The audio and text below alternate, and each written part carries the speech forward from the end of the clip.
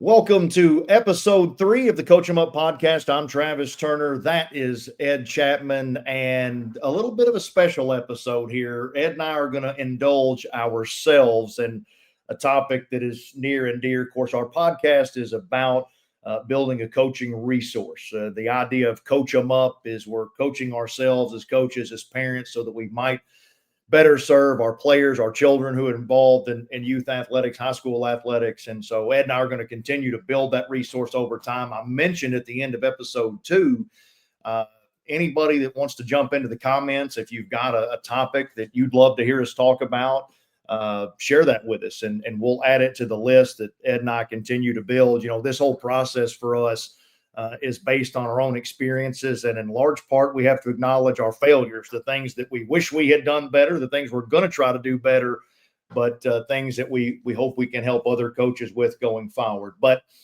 our reason for being here in episode 3 is Ed and I have been very fortunate to be involved in something really special. For those of you that don't know me or us, my wife, Rochelle Turner, is the head women's basketball coach at Murray State University. And Rochelle, for 21 years, was a high school coach and educator at Murray High School. She won 460 games in her career there, was just incredibly successful. That led to her opportunity at Murray State. She's now going to be going into her 9th season there, and just really excited about the things that are going on with her program this past season. In the 2024-2025 season, her ladies won a share of the Missouri Valley regular season title. They would go on to win the Missouri Valley Conference tournament and advance to the NCAA tournament. And let's be clear, as Ed and I begin to talk about this, the people who deserve 99.99% of the credit for that are Rochelle's players and her staff. They have just done a remarkable job. But that last little bit of percentage, Ed, you and I can take just a little bit of pleasure in knowing it was a suggestion we made that has helped turn things in a particular direction. Rochelle and the team's first year in the Missouri Valley Conference 3 seasons ago, during that year, they averaged just south of 69 points a game. They were kind of in transitional times with their roster. She was looking for something else. And Ed and I, who have long been in love with the chaos created by Paul Westhead's 1990 Loyola Marymount team, they averaged 122 points a game that year. And just a sight to behold, they dropped 149 on the defending national champion Michigan Wolverines in a round of 32 game in the NCAA tournament that year. And it had to be seen to be believed. I mean, again, 122 points a game, Ed. It's incredible stuff. Many disciples of Westhead, many people trying to do what he did would follow in the game. And the system was born thanks to the efforts of many different coaches. We pushed Rochelle in that up-tempo way. And part of what has to happen is you have to understand the math, the value, the analytics, if you will. And by the way, the next season, the first season of this system, their scoring jumped to about 84 points a game. Last year, they were just south of 87. They were the second highest scoring team in Division I women's basketball. We're awfully proud of that. Again, credit to the staff and the players for the belief and the installation. But Rochelle is often asked about this. And it's a long-winded conversation, obviously. Look, I'm nearly 4 minutes in talking about it, just introducing it right now. But the term analytics has become kind of a general catch-all. People hear it. They don't really understand it. And generationally, Ed, for people our age and some younger now, actually, they believe the attention to the numbers, to these statistics, to these details are ruining the game, both in the two sports we love, baseball and basketball. We hear it all the time. But we're going to try to help you understand what kind of is behind the particular system the Murray State women are using, but also how we see the value of analytics. Ed's got a story from one of his coaching mentors. I'm going to let him start with that. But the first thing I want to share with you is this idea. This is something that Ed and I believe in. And I've got to get my notes out here to read my beautiful quote verbatim here. But what are we talking about with analytics? I believe it's this. It's the examination of what statistics tell us is really happening most often. Okay. Not once, not 2 or 3 times, but most often. And this can help us recognize value and fight the bias of our eyes and our gut. Ed, that a pretty decent sum up of how we see it? Yeah, it really is. And, to take it back full circle, I was told something 25, 30 years ago by my coaching mentor, my original coaching mentor, Ron Green, uh, who had been the head coach at the collegiate level and then had moved back here to Murray to coach in the high school ranks. And he told me this once, and he was great with his deadpan one-liners all the time. And he just simply said one day, he goes, "Look, it's not what you do, it's what you emphasize." And of course, he would often just leave guys like me to ponder what he meant and then decide whether we wanted to follow up and ask for better clarification. And he helped me to understand that, look, virtually everybody is teaching the essentials and the fundamentals, right? So it's not what you do. You're not going to do something that is remarkably different than everybody else in terms of coaching, uh, offense, defense, um, the minute X's and O's of the game. But it will come down to what you emphasize. And really, to me, that's what analytics really turns out to be. It is a decision to take the data that is available to you, see what happens most often, and also see what is most efficient versus what is least efficient, and then emphasize the more efficient things that happen more often so that you might know and have clarity among your team what it is we're trying to accomplish that sets us apart, perhaps to some degree, of our opponents, sets us apart from our opponents. And, in the case of Rochelle's situation, it was about getting 3-point shooters and increasing the volume of 3-point shooting when you have people that make those threes at a reasonable rate like you need. An emphasis on increasing full court tempo and pressure to speed the game up to play more possessions. Okay, again, based on personnel, she's always had to adjust that in these years since, based on health and status of her roster and things like that, and what played best to each group. But it really just came down to emphasizing that we want to, in her case, their offensive efficiency was built on the fact that they play with tremendous pace and they work to get the ball and get the players in position to take those shots, and they play with that great freedom and they take the shots they can make most often. And turns out when you do that and you have enough good players, you can be among the leaders in the nation in scoring. Well, and Ed, I want to address something as we get into this. It seems like one of the things that offends the basketball fan, or even the basketball analyst, when they hear about analytics. And of course, you got a guy we love in Charles Barkley, but of course Charles is going to react without having any information. Right. That's one thing you can be sure of, is Charles has never done any analytical study. He No, just he's not doing the deep dive Yeah. between, on his golf cart between shots. I really feel like that there are too many threes and not enough mid-range jumpers because of this analytics. And here's the thing: let's talk about the mid-range jumper. Is everybody out there that is upset about the impact of analytics, would they be happy if there were just more mid-range jumpers taken? If we have a bunch of 16 footers made at a 28% clip, Ed, will that be enough to make everybody happy? Well, I suppose, or at least the the people that complain the most, they act like they would be most satisfied with that. But again, it comes down to efficiency rating, right? I mean, you have to, if it's only worth 2 points and you can only make it at a 40% rate, and I'm just using that as a number, uh, that doesn't translate to a ton of points across 10 attempts, right? That's Right. points on 10 attempts if you make 40%.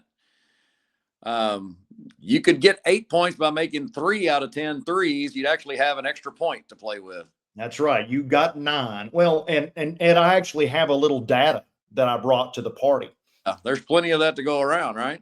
So Caitlin Young, who just finished a remarkable 5-year career for Rochelle at Murray State, a mid-major All-American at the very least, an All-Missouri Valley player, once the OVC Player of the Year, but just an exceptional basketball player who scored over 3,000 points in her career. And Kate did that, Ed, by knowing where her bread was buttered. Okay. And this young woman, a power forward type player, not particularly tall in the women's game for the interior, but 6'1" and very strong, but very clever, incredibly skilled, one of the best mid-range shooters we've ever seen. Yes? No question about it. No question. Well, last year, in what was the best year of her remarkable career, she shot 65% around the basket in the 5 to 6 feet and in range for 1.3 points per shot, which is a great efficiency number. She also had the ability to make threes at a 37% clip. And based on her number of attempts, she averaged 1.1 points per shot on her threes, which is a good solid number. As great a mid-range shooter as she was, from 17 feet to the three-point line, she shot 33% for 0.67 points per shot. If you want to begin to understand analytics, folks, that's where it lies. What do we need to do more of? What do we need to do less of? Yes, are you going to see some player make a beautiful turnaround fall away from 16 feet? You are absolutely going to do that. But if we have data that says that player does that twice every 15 times he takes it or she takes it, you might want to do something else. And of course, the Steph Curry revolution that has kicked in with the obsession with the 3-point shot, to the detriment of some players, because they think they're 3-point shooters and makers. They're shooters, but they're not makers. But there has been the death of the mid-range was already happening even before the analytical understanding of coaches really caught up all the way to it. Players want to shoot threes. Right. I can recall, 12, 13 years ago in the high school ranks saying, hey, there's this, we're playing against a team that is leaving the free throw line area open all the time in this zone that they're in, because we had some good 3-point shooters, and like, can anybody make an elbow jumper? Right. And it was hard to find one. It's not a terribly efficient shot. Yes, you're going to get the pull-up dribble, pull-up jumper off the dribble that looks good on occasion. But again, to match reasonable 3-point shooting percentages in terms of efficiency, you're going to have to make 50% of those shots. And it just tends to not happen because it is still very closely guarded. It's still far enough away from the basket that it doesn't get fouled very often. And it's still far enough away from the basket that it requires a level of touch and accuracy that's hard to find. And players aren't working on it. Right. Now, the question maybe comes in days to come as more and more defenses gear toward defending the 3-point line, because that's where everybody's trying to live offensively, or at least large numbers of people are. Then would there be great value in someone that could make that at a high rate? Yes, there is. But there's absolutely. There's very few of those on the planet right now. So you're looking at what do we need to do most often based on what occurs most often. We don't make those often enough to take them. So why are we taking them? Well, and to your point, Ed, what basketball coaches are and should be looking for are players who make shots at a high rate. And that rate of return, again, folks, is at least a point per shot. And that's the beautiful thing about getting to the foul line. That's another thing about Rochelle's Murray State teams, is they are a brilliant free throw shooting team. They have been for years. The other night, they played their exhibition game against Trevecca Nazarene, and they scored 102 points. They got to the foul line 31 times. They made 25. That is a tremendous rate of return. Ed, they also took 25 threes and made 11. That is 33 points on 25 shots. Bingo.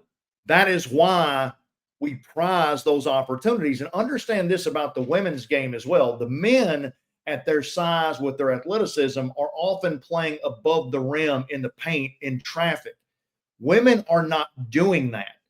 So for Rochelle, if she has a 5'5" guard who is a 38% three-point shooter, her return rate on her attempts from three-point range with a good look, even if it's guarded, but especially if it's unguarded, the expectancy there is so much greater than that 5'5" player trying to score while defended 6 feet from the basket. Right. And I mean, then all these other things play off the other elements of the game. And that is taking the quick 3-point shot before the defense gets set up. So you play with pace that either leads to an attack of the rim that draws fouls more often, or an attack of the paint that leads to a kick out to a quick 3 before the defense can be totally settled. You're playing with that level of pace. You're increasing the number of possessions. You're playing players in shorter shifts, or you're playing more players if you have the depth to do that. And then all those things play together, as opposed to trying to, walk it down the court and beat them 5-on-5 in the half court. I heard a number recently that said Division I men's basketball last year, late clock situation. So, of course, with the shot clock in college that's coming in most high schools, even in Kentucky in a couple of years, late clock situations, under 10 seconds in the shot clock, the 2-point shooting percentage was 38% in Division I men's last year. The 3-point shooting percentage in the last 10 seconds of the shot clock was only 24%. So they're both incredibly inefficient. You don't tend to benefit from playing deep into the shot clock very often. And therefore, now you're playing pace, space, trying to get clean looks. And yes, it is something that's been hard for a lot of people to come to grips with, is why would the first shot that you take in the first 10 seconds of the possession, why would it be a 23-footer? Well, if it's wide open, it's worth 3 points with somebody who can make that shot. Over time, you're counting on that paying dividends, right? And now, Right. and then we have the next layer, which is it's hard to block out and rebound those shots when you do miss them. So you can get extra possessions if you emphasize offensive rebounds. Well, and that's at the heart of what Ed and I believe in terms of what the Murray State women are doing. You want to play at a pace, and our target number is 90 possessions. That's where we go, because if you can average a point per possession, now you're talking about 90 points. And in the last 2 seasons, the Murray State women have been winning at about a 95% rate when they score at least 90 points. Along with those 90 possessions, we want to get 90 shots on goal. And that is not just field goal attempts. That's also factoring in your free throw attempts. The other night, when they scored 122 points in the exhibition, they took 62 field goal attempts, 33 of 62 there. They took 31 free throws. They made 25. That's 93 shots on goal. And because you're operating at better than a point per shot, all of a sudden, voila, you got 102 points. But as Ed talked about the tempo, as he talked about the intent to get shots in the first 10 to 15 seconds of the shot clock, that again is part of the analytical profile of this particular system. You're going to look for the good shot early. And Ed, I saw this in a broadcast last night, and it just drives me absolutely nuts. Team races down the floor in transition, 1 pass, 3 goes up, it's missed. Color analyst says, well, the ball never touched the paint. No, it didn't. But the next time you pop off on a make will be the first time. Make sure, color analyst, when somebody makes a 1 pass 3, make sure to tell the audience that basket that was made and worth 3 points, hey, it never went in the paint, just so you guys know. Right. Yeah. I mean, if it's a bad shot, it's a bad shot, regardless of the result, right? I mean, like the ones that are taken in the final 10 seconds after it's been in the paint twice? Yeah. And I mean, of course, you and I go back to that was part of our deep analysis of Rochelle's teams um, about 3 years ago, before the implementation of this increased pace and emphasis on certain aspects of the analytical game, was how often they were getting into late shot clock situations and having to force these tough shots that had, again, They had no chance of going in. right. I mean, they, again, in the women's game, they were probably, I don't remember the exact number. We probably knew it back then, but it was below 33%. And so you're not benefiting from that. So yes, okay, I will grant you that there tends to be a better profile typically for shots that come after the ball has entered the paint. There's been some sort of collapsing of the defense that creates even more open space for the shooters. However, that's not something that it has to be a standard. If the ball has gotten to a shooter in position to shoot, why are you going to wait and let the defense catch up and load up and do some of the things that they want to do to disrupt? Like you said, if it's too quick of a shot, then you also have to criticize it when it actually goes in. Right. Well, and that's the thing you just mentioned about the set defense. And when we talk about, oh, this is a great defensive team, what are we generally talking about? We're talking about their set half court defense. So, okay, let's stop and think for a minute. We have a great trip to the dentist root canal half court defense. Let's walk it up and take our time. They probably won't squeeze us to death, will they? Right. Yeah. It'll probably just come wide open eventually, right? I mean, we'll just run our really great plays because we're so much harder than them. And we'll have tricky plays that they can't overcome or defend and that they haven't scouted at all, right? Yeah, we have our numbers here who tell us they played 20 opponents and held them to 37% shooting, but we'll solve it. We'll have them. And look, Ed and I are from the 20th century. We were coached by a man first who was coached by Bob Knight. Yeah. Do we believe in ball reversals? Absolutely, we believe in ball reversals. We want to make the defense work. Do we believe in 2 feet in the paint? Absolutely, we believe in 2 feet in the paint. But you have to work with what you have against what you are facing. And again, this is the value of analytics. If you have a player like Murray State had last year in Caitlin Young, if you have Shaquille O'Neal in his prime, if you have Tim Duncan, if you have someone with great gravity to throw it on the box and they will either score, get fouled, or create a double team, then you throw it there. If you have a great guard who can break down defense, get into the paint, disrupt, draw, and kick, then you do it. But not everybody has all of that, and not all of that's on the table against every opponent. Because believe me, when we started playing against guards who were as big as our post and who were quicker than our guards last year in the NCAA tournament when we faced Iowa, none of our stuff worked very well. That's overwhelmed, right. But the only chance we had was to go quickly and to go as soon as we could. But this, Ed, and this is the thing we would tell people about analytics. In the system, we're talking about tempo.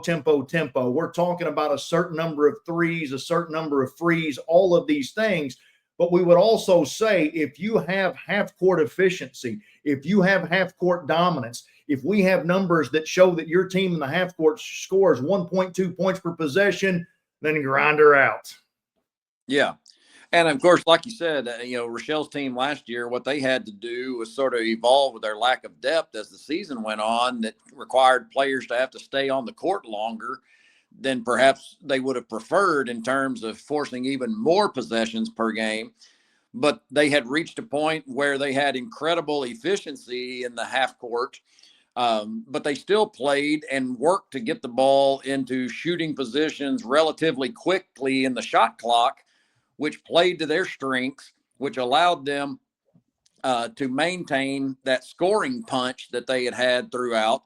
And so while playing 6, sometimes 7 players, even in the conference tournament, they're still scoring at this incredible clip because not because they're pressing all over the place and forcing the game to turn into racehorse basketball, but because They were playing quickly right into their actions and seeking to create quick advantages, and then playing with this incredible looseness and freedom that allows players to constantly be on the ready to attack and to play to their strengths.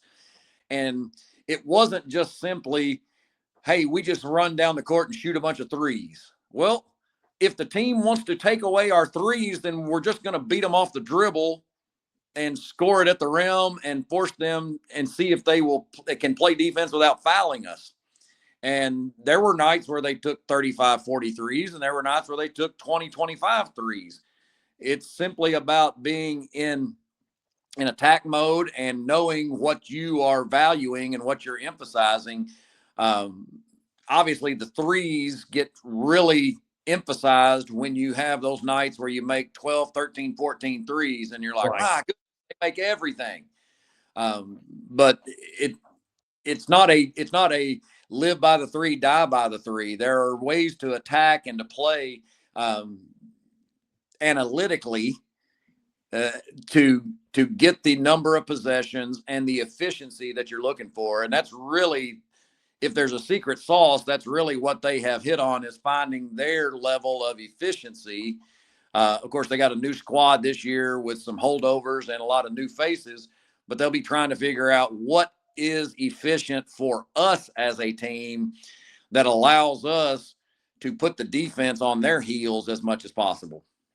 Well, and Ed, I want to explain something to people too. First of all, the idea that the game has been taken over by threes is fallacy. Okay. Now, the extreme 3-point shooting numbers that you see at the NBA level is not being replicated everywhere. Okay. Now, 3-point shots are a higher percentage of shots taken than ever before. But that's because even when the line was first implemented back in our era, there were no threes taken. Okay. But the game has changed. And I would advocate and I would suggest for the idea that even in the NBA, the toe 'em up on the line three is a mid-range shot. There are guys at that level. When you look in the box score, if you follow play-by-play, it will say player X made 30-foot 3-point shot. Right, right. And that is a fact. The rest of it is, look at the percentages that so many of these people are shooting. We have 7-foot men making 38 and 40% of their threes. I'm sorry, that's high value. If you don't like it, I don't care. Yeah. It is high value. The game has absolutely changed. Deal with it. Right. I mean, obviously, the game changed when they included the 3-point line, mostly from a gimmick standpoint in the ABA days, and then the NBA implemented it. And I think in 1979, mostly as a way to space things out and get some of the wrestling out of the low post area, where almost everybody tried to score was from 15 feet and in all the time. Right. And then you realize, wait a minute, this shot, if made, is worth 1.5 times as much. You know, I have a pet peeve in our high school boys when they play pickup ball. And if I'm there to start, I'm like, we're not going by ones and twos. It's not worth twice as much. You know, work on your math skills and just go by twos and threes. And instead of playing to 12, you know, play to 20. I don't care. But it's not worth twice as much, but it is worth 1.5 times as much. And that matters. Yes. And so does the spacing piece. And we've talked about this before privately. Prior to the 3-point shot, half court defenses in most cases were actually quarter court defenses, because you only had to defend from about 15 feet and in, because if somebody wanted to take a 25-footer for the same amount of points, they go right ahead. Yeah, you shook their hand and sent them a Christmas card. I mean, another one of my old coaching mentors, Mike Dill, who was an assistant to Ron Green for years and years, he had this term called circle back defense. And I was like, what are we talking about? And he goes, from the top of the circle back, that's as far as anybody should ever go. Like the defender's feet were not supposed to get above the top of this key, the top of the circle. And that's how defense was often played, right? And so five Yes. defenders and all inside this tight little turtle shell around the basket. You had to space them out, spread them out. Guys like Travis came along in high school and realized it was worth an extra point. In case the defense got close to the 3-point line, Travis made sure to stand behind it to make sure. Ed, I eliminated the mid-range game in 1990, didn't I? Yeah. Yeah, that's right. Yeah, and even the 19-9 high school line, Travis considered it mid-range. He was offended by it. I ain't even taking layups because they're only worth 2. Right. Travis was looking for the old 23-9 NBA line on a high school court. Well, and Ed, let's remember this too for folks about the history of the game. We came up in the grit and grind era where defense started to overwhelm offense in terms of the emphasis. Coach Green talked about it's what you emphasize.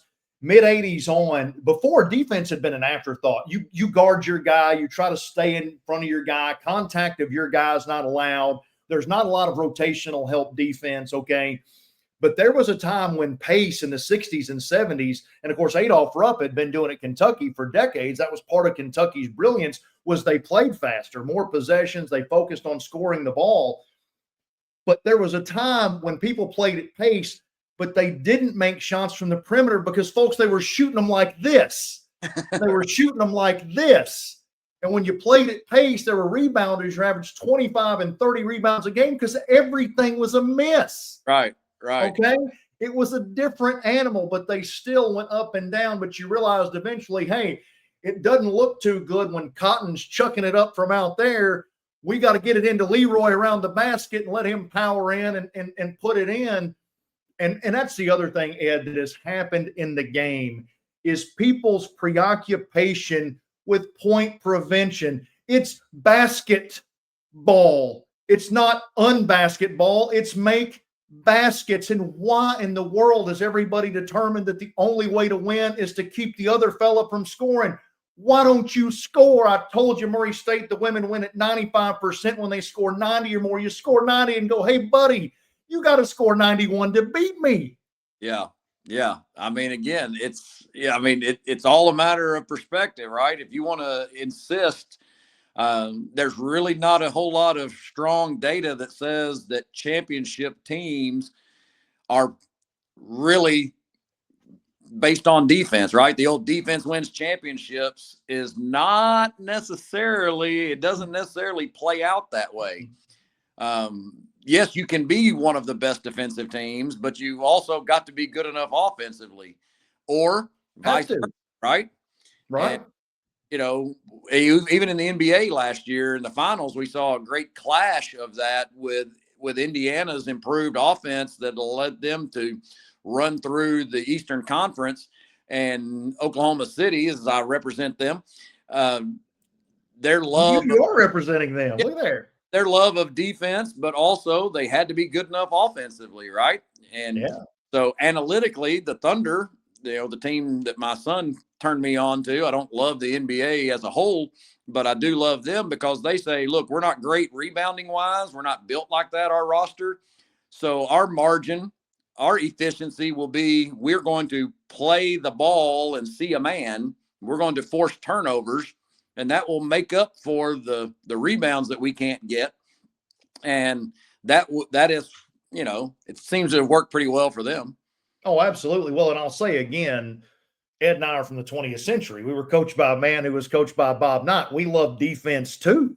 And that's a big part of the system, is getting after people and winning more possessions and also rebounding. And I realize where we're at in terms of time, and we're going to try to put a bow on this. There may have to be an analytics special part two, because we really do need to talk about the value of rebounding, offensive rebounding in particular. But the game is won holistically, completely complementary in nature. But I'll drive us toward the finish line by bringing up another one of our coaching heroes and how smart has always been smart.